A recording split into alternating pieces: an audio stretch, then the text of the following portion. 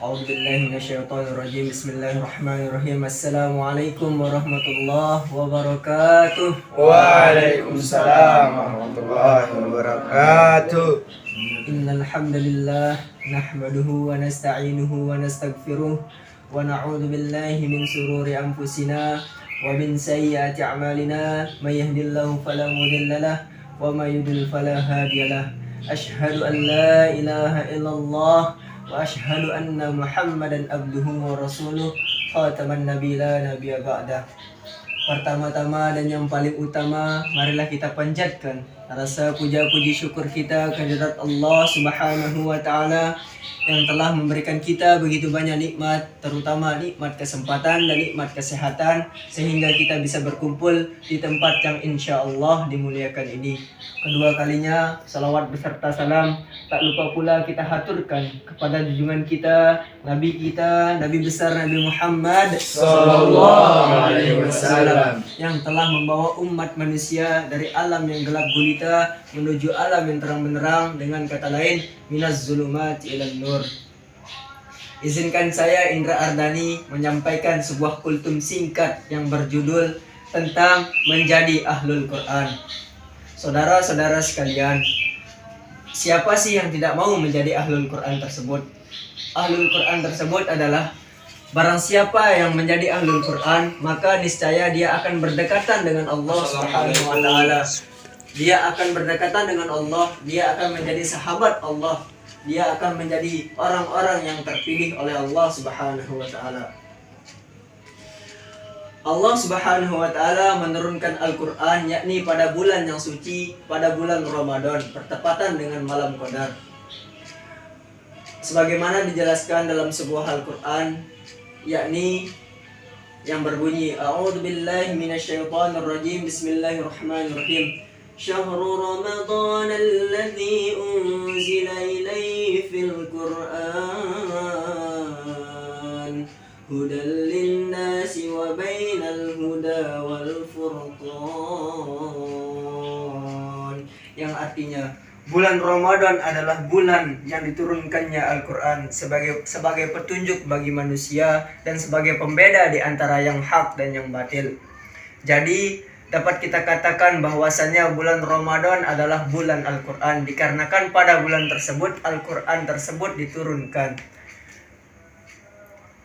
Jadi kita semua ini harus meluangkan waktu kita, harus meluangkan atau menyisihkan waktu kita untuk membaca Al-Quran, mentadaburi Al-Quran, serta mengamalkan petunjuk-petunjuk yang ada dalam Al-Quran. Barang siapa yang menjadikan Al-Quran tersebut sebagai petunjuk, maka niscaya dia tidak akan pernah tersesat di jalan Allah Subhanahu wa taala. Allah Subhanahu wa taala menganjurkan kita untuk senantiasa mendekatkan diri atau mengamalkan isi-isi yang di dalam Al-Quran.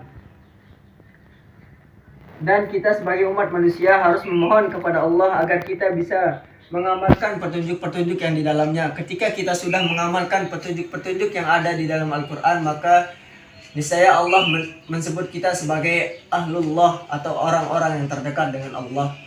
Sebagaimana dijelaskan dalam sebuah hadis yang berbunyi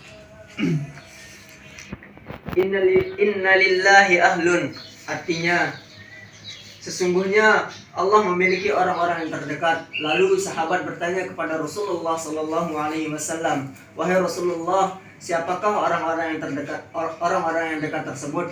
Lalu Rasulullah sallallahu alaihi wasallam menjawab, "Ahlul Quran hum ahlulillah wa ahlullahi wa khassatuh." Orang-orang yang ahli Al-Quran, mereka adalah orang-orang yang terdekat atau orang-orang yang spesial.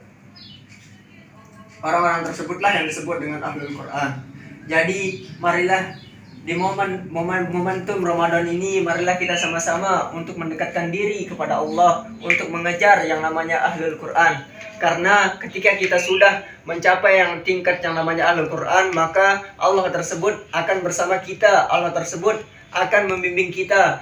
Apapun yang kita lakukan, apapun yang kita kerjakan, niscaya Allah bersama kita. Jadi ketika kita sudah mencapai tingkat ahlul Quran, bahwasanya Allah Subhanahu wa taala akan menolong kita apapun yang kita perbuat.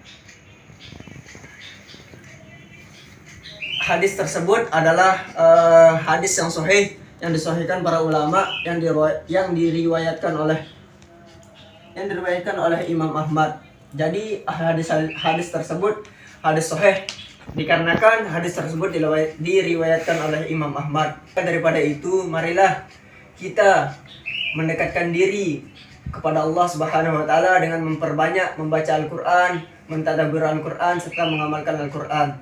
Dengan kita mengamalkan isi-isi Al-Qur'an, maka secara tidak langsung kita sudah mendekatkan diri kepada Allah Subhanahu wa taala. Dengan demikian kita dapat dikatakan sebagai ahlul Qur'an. Mungkin hanya itu yang bisa saya sampaikan, kurang lebihnya saya mohon maaf. Billahi taufiq wal hidayah waridha wal hinayah. Assalamualaikum warahmatullahi wabarakatuh. Waalaikumsalam warahmatullahi wabarakatuh. Takbir.